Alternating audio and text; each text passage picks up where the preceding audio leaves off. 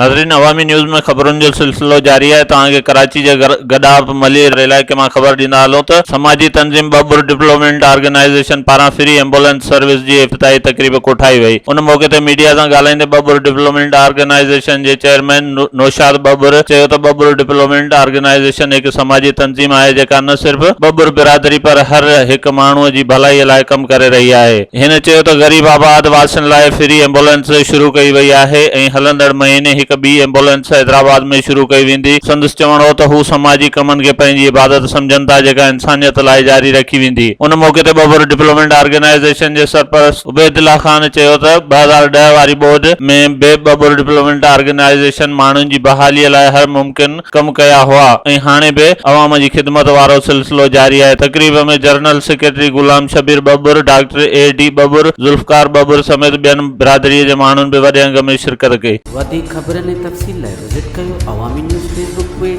YouTube page ऐं अवामी news website.